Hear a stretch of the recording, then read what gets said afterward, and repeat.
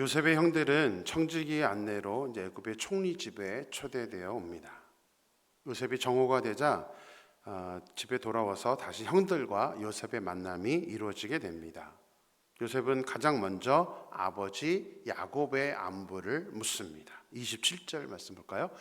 요셉이 그들의 안부를 물으며 이르되 너희 아버지 너희가 말하던 그 노인이 안녕하시냐? 아직도 생존해 계시느냐? 그 노인이 안녕하시냐? 한글 성경은 안녕이라고 번역했는데 이것은 몇 번 말씀드렸던 히브리어로 샬롬입니다. 샬롬. 아버지가 샬롬 하시냐, 평안 하시느냐라고 물으면서 생존해 계시냐라고 물었습니다. 이것은 20년 이상 요셉이 야곱을 만나지 못한 상태인데다가 야곱이 그때 당시 이제 130세 정도가 되었기 때문에 생존해 있는지의 여부가 요셉은 궁금했던 것입니다. 형들은 아버지가 평안하고 생존해 있다라고 대답을 했습니다. 그런 다음에 요셉은 모르는 척 베냐민을 보고는 작은 동생이 이 아이냐고 묻습니다. 그리고는 아우에 대한 그리움과 사랑의 마음이 복받쳐서 더 이상 함께 있지 못하고 급히 울 곳을 찾아 안방으로 들어가서 울게 됩니다. 요셉의 마음이 어땠을까요? 그동안 얼마나 그리웠을까요? 한글 성경은 사랑하는 마음이 복받쳐라고 번역을 했습니다. 근데 히브리어를 그대로 직역을 해드리면 창자가 타는 것 같다라는 말입니다. 창자가 타는 것 같다. 동생이 얼마나 그리웠던지 요셉은 그동안 창자가 타는 것 같은 아픔을 느끼면서 살아왔던 것입니다. 우리가 보통 성경의 인물들을 볼 때 하나님께 귀하게 쓰임받았던 사람들이라고 영적인 면만을 크게 생각하게 됩니다. 하지만 그렇게 쓰임받는 사람들도 인간적으로는 우리가 생각할 수 없는 많은 아픔들과 희생과 내려놓음이 있습니다. 선지자 사무엘 그러면 하나님께도 인정받고 사람들에게 존경을 받았던 사람으로 우리가 기억하고 있습니다.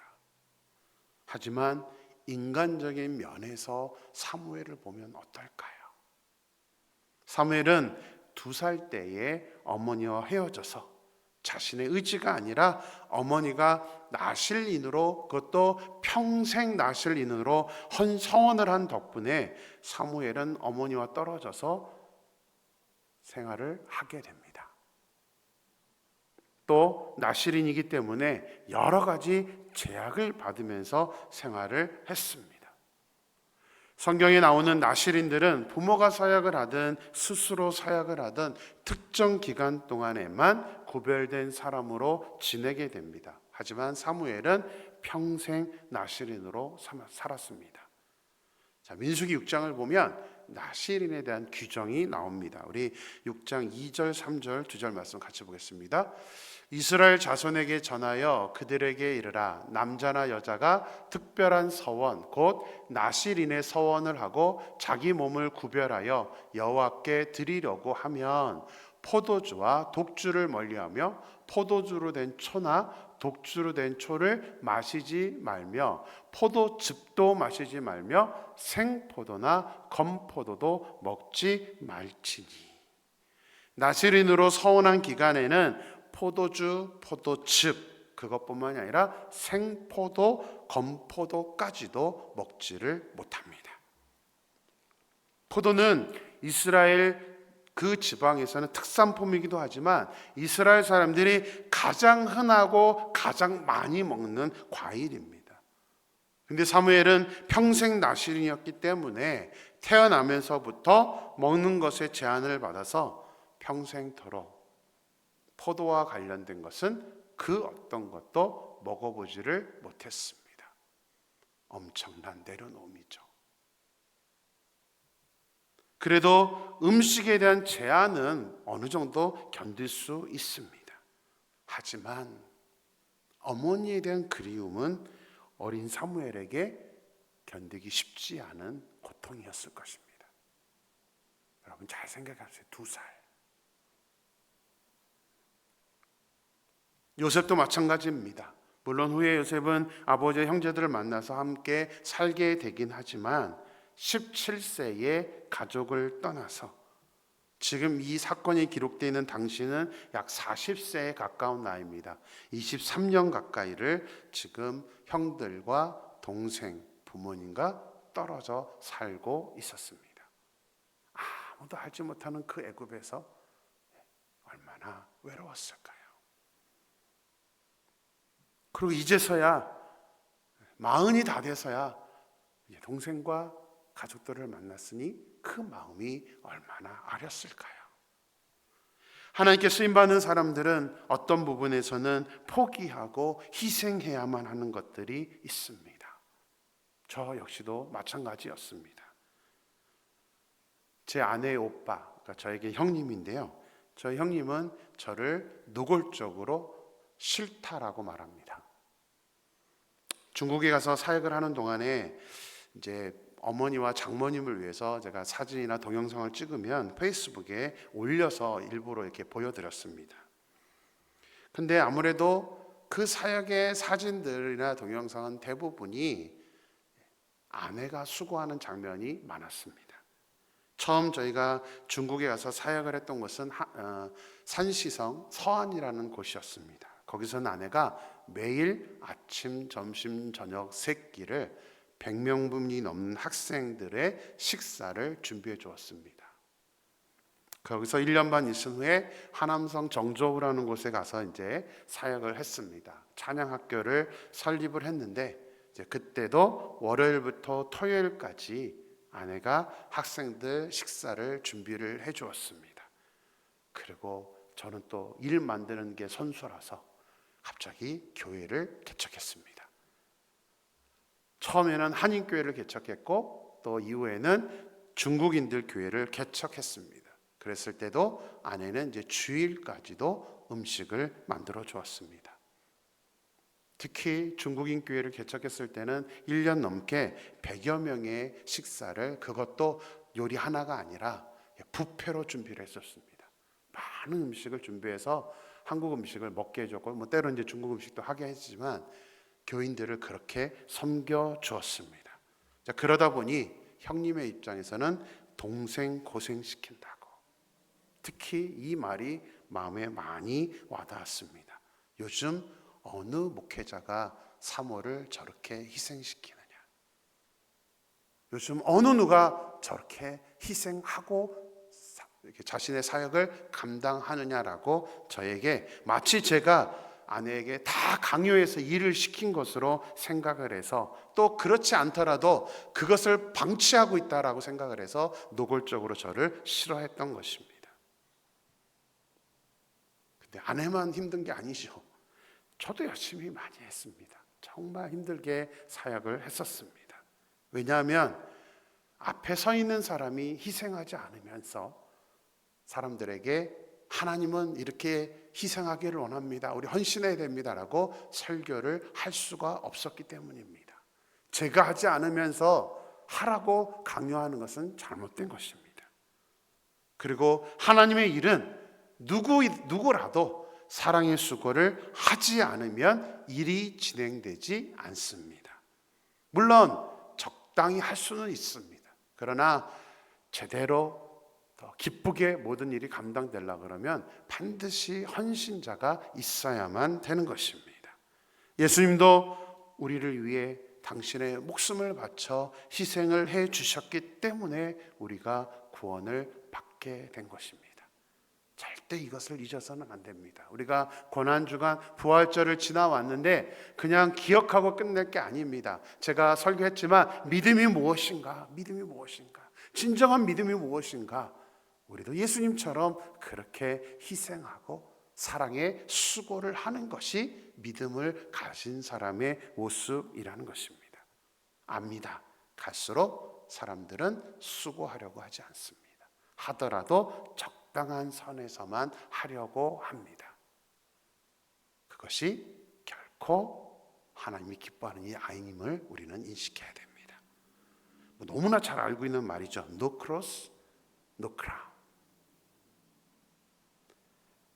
No cross, 십자가 없이는 희생 수고가 없으면 no crown, 면류관 상이 없다는 사실입니다. 우리가 사랑의 수고를 하지 않으면 육체적으로는 편할지 모르지만 우리의 최종 목적은 이 땅이 아니라 천국이고 천국에서의 상급입니다. 바울 사도도 내가 그 천국의 상급을 위해서 그렇게 헌신하고 희생하고 선교사로 달려갔었던 것입니다. 요셉을 보면 인간적으로는 가슴 아픈 일이지만 그래도 형들과 비교를 한번 해보십시오. 누구의 인생이 더 축복된 인생일까요? 요셉의 인생이 더 축복된 인생이라는 것을 모를 사람은 없을 것입니다. 어려움이 있었지만 그만큼 요셉은 하나님께 쓰임을 받는 사람이 되었습니다. 그래서 지금 이 오랜 시간이 흐른 이 상황에서도 우리가 요셉 성경을 통해서 요셉에 대한 이야기를 하고 있는 것입니다. 특히 요셉은 그 힘든 기근의 시간에 자기의 가족들을 돌보는 사람이 되었습니다. 성경은 뭐라고 말하죠? 주는 것이 복이 있다고요? 받는 것이 복이 있다고요? 당연히 받는 것보다 주는 것이 복이 있는 것입니다. 요셉이 그렇게 정말 하나님의 자녀로서 제대로 살면서 도와줄 수 있는 그 위치에 갔기 때문에 요셉은 축복된 인생을 살았다는 것입니다. 하나님 때문에 희생하고 포기해야 하는 것들이 있겠지만 우리도 요셉처럼 하나님께 쓰임받는 그런 사람이 되기 위해서 우리 모두가 다 내 욕심보다는 나의 편안함보다는 우리가 조금이라도 움직여서 사랑의 수고를 해줌으로 말미암아 우리의 가정 또 우리 임마누엘 교회가 정말 행복하고 정말 은혜가 넘치는 그런 아름다운 공동체를 우리가 만들어 나갈 수 있게 되기를 주님의 이름으로 축원합니다. 자, 형들을 만난 애굽의 총리 요셉은 많은 부분에서 이상한 모습을 보여주었습니다.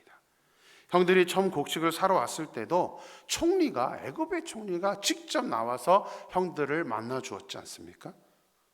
애굽에 다시 왔을 때도 자신들만 총리의 집으로 초대를 해 주었습니다.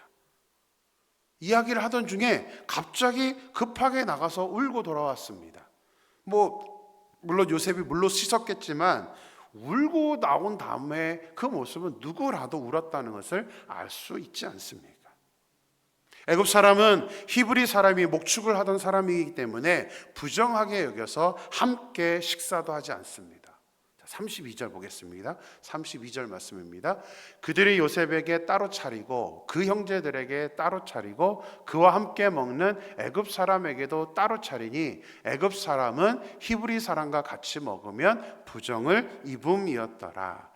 요셉은 총리이기 때문에 이제 따로 상을 차려 주었습니다. 근데 형제들에게 상을 차린 후에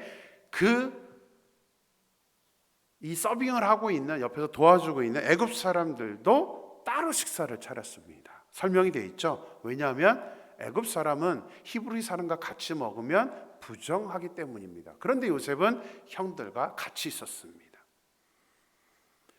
요셉이나 청직이나 이스라엘 사람들이나 아는 샬롬이라는 단어를 사용하고 있습니다. 창세기 42장 18절을 보면 요셉이 형들을 3일간 가둔 후에 다시 풀어주었을 때 나는 하나님을 경외하노니라고 밝히는 장면이 나옵니다. 애굽의 총리가 하나님을 경외한다는 것입니다. 가족에 대해 물어봤을 때도 아버지와 베냐민에 대해서는 물었지만 어머니에 대해서는 물어보지 않았습니다. 왜 그런지 아십니까? 왜 요셉이 어머니에 대해서는 이런 방문을 하지 않았던 것일까요? 요셉은 어머니 라헬이 죽은 후에 애굽에 팔려왔기 때문입니다.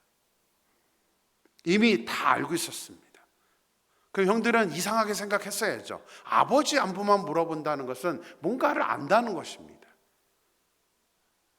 형들도 요셉이 어머니에 대해서 질문을 하지 않았기 때문에 대답을 하지는 않았지만 보통은 부모의 안부를 물어야 정상인데 게다가 식사를 하면서 자리에 앉혀놨는데 애굽의 총리가 어떻게 알고 형제들의 나이 순서에 따라 앉힙니다. 거기다가 베냐민에게만큼은 다른 사람들보다 5배나 되는 많은 음식을 주었습니다. 다 이상한 것 투성인데 어떻게 형들은 요셉을 알아보지 못했던 걸까요? 요셉을 미디안 상인들에게 팔았을 때 애굽으로 갔다는 정도는 물론 알고 있었을 것입니다. 그렇다면 한 번쯤은 저 총리가 요셉이 아닐까라는 생각을 해볼 수도 있었을 것입니다. 그리고 자기 형들이 다 지금 장성한 상태니까 요셉의 얼굴을 보면서 저게 요셉이 아닐까? 왜 이런 생각은 단 한 번도 하지를 않았던 것일까요? 물론 20년 넘는 시간이 흘렀기 때문에 저 사람이 요셉일 거라고 생각 못할 수도 있었을 것이라는 것을 이해합니다. 하지만 저는 차이점이 요셉이 형들을 그리워했던 것만큼 형들은 요셉을 그리워하지 않고 잊어버렸기 때문이라고 생각합니다. 요셉은 형들을 보고 싶었습니다. 자기를 판 사람이었지만 보고 싶었어요. 잊어버렸습니다. 판 것 자체는 잊어버렸고 그저 내 가족들, 내 형제들 보고 싶었던 마음이 더 컸던 것입니다. 항상 가족들을 그리워했기 때문에 형들이 언젠가는 특히 이 흉년 상황에서 애굽으로 찾아올 것을 기대하고 있었기 때문에 요셉은 빨리 알아볼 수 있었던 것입니다. 사람을 알아보는 것뿐만 아니라 우리의 모든 생활에 있어서 중요한 것은 우리의 관심이 어디에 있느냐 하는 것입니다. 탕자의 비유에서도 보면 돈을 갖고 도망쳤던 둘째 아들을 보다 아버지가 먼저 둘째 아들을 저 멀리서부터 알아봅니다. 그만큼 간절히 만나기를 원했기 때문입니다. 우리가 관심을 갖고 있는 것이 눈에 보이기 마련입니다. 얼마만큼 거기에 우리의 마음을 담아두고 있느냐에 따라서 우리는 그만큼 보이는 것입니다. 그만큼 그리워지게 되는 것입니다. 그렇다면 지금 우리는 무엇에 어떤 것에 관심을 갖고 살고 있는 걸까요? 우리는 지금, 여러분은 지금 무엇가 보이십니까? 어떤 게 보이십니까? 큐티책에 오늘의 찬양으로 선곡한 곡이 있습니다. 아버지 당신의 마음이 있는 곳에 라는 찬양입니다. 아버지 당신의 마음이 있는 곳에 나의 마음이 있기를 원해요. 아버지 당신의 눈물이 고인 곳에 나의 눈물이 고이길 원해요. 아버지 당신이 바라보는 영혼에게 나의 두 눈이 향하길 원해요. 아버지 당신이 울고 있는 어두운 땅에 나의 두 발이 향하길 원해요. 나의 마음이 아버지의 마음하라. 내 모든 뜻 아버지의 뜻이 될 수 있기를. 나의 온 몸이 아버지의 마음하라. 내 모든 삶 당신의 삶 되기를. 오늘 이 시간 이 말씀을 듣는 여러분 모두가 다시 한번 이 찬양을 유튜브로 한번 트시면서 그렇게 하나님께 찬양하고 내 관심이 세상이 아니라 나의 먹고 사는 것에만 있는 것이 아니라 내 관심이 아버지의 마음, 아버지의 뜻, 그 아버지의 사랑, 아버지가 향하는 그 영혼에 대한 마음, 우리가 그런 마음이 되어서 우리의 지금의 관심이 영적인 것에 있는 그런 저와 여러분의 삶이 되기를 주님의 이름으로 축원합니다. 기도하겠습니다. 하나님, 오늘도 말씀으로 저희들과 함께 하심에 감사를 드립니다. 오늘도 하나님 말씀을 묵상하면서 우리가 또 많은 생각들을 하게 됩니다. 하나님, 갈수록 세상은 굳이 나를 희생시키고 내려놓으면서 살아가는 것을 어리석은 사람인 것처럼 판단을 하고 그렇게 우리를 강요하고 있습니다. 그러나 하나님, 요셉의 그 마음들을 보면서 하나님, 희생하는 것이, 다른 사람들을 섬기는 것이 결코 나쁜 것이 아니라 그게 오히려 축복된 인생이라는 것을 우리가 깨닫게 됩니다. 우리가 고난주간을 지나왔고 부활주의를 지나왔습니다. 예수님께서, 하나님이신 예수님께서 우리를 위하여 희생하셨고 섬겨주셨기 때문에 지금 우리는 이렇게 구원을 받은 사람으로서 이렇게 신앙생활을 할 수 있다는 것을 우리는 반드시 기억해야 될 것입니다. 그래서 결코 내가 편안하게 신앙생활을 하려고 그런 마음을 먹는 것이 아니라 예수님처럼 우리도 희생하며 헌신할 수 있는 우리 모든 우리 임마누엘 교회 성도님들 될 수 있도록 역사하여 주시옵소서. 아버지 하나님, 요셉은 형들을 만나고 싶었던 그 마음이 강했습니다. 자신을 팔았던 형들이지만 그 형들을 다시 보고 싶은 마음이 강해서 형들을 바로 알아봤지만, 안타깝게도 요셉의 형들은 아무리 장성했고 20년 이상 보지 못했다 할지라도 요셉의 얼굴을 보았으면서도 요셉이, 그 애굽의 총리가 요셉이라는 사실을 단 한 번도 의심하지 않고, 또 요셉이 보였던 행동들을 보면 다 이상한데도 불구하고 한 번도 저 총리가 요셉일 거라고 아예 생각 자체를 하지 않았습니다. 하나님, 우리가 무엇을 생각하느냐에 따라서 우리가 어떤 모습이 되느냐가 결정이 됩니다. 아버지 하나님, 우리가 같이 가사를 읊어봤던 것처럼 하나님, 우리가 지금 무슨 관심을, 어디에 관심을 두고 살고 있는지 우리 자신을 돌아볼 수 있게 되기를 소망합니다. 우리가 고난주간에 살펴봤던 것처럼 우리가 이제 예수님을 믿고 이 땅에서 살아간다면 이제부터는 내가 믿음의 성장, 내가 어떻게 더 하나님이 사용하시는 사람이 될 것인지에 대한 관심을 갖고 그 중심으로 살아갈 수 있는 우리 모든 임마누엘 교회 성도들 될 수 있도록 역사하여 주시옵소서. 더 이상 하나님 세상 것, 하나님 세상에서의 편함과 그 물질적인 것에만 우리가 관심을 갖는 것이 아니라 주님의 그 마음, 주님의 영적인 그 관심에 우리가 하나님 마음을 담아서 온전하게 주님께 쓰임받는 우리들이 될 수 있도록 역사하여 주시옵소서. 거룩하신 예수님의 이름으로 기도드렸습니다. 아멘.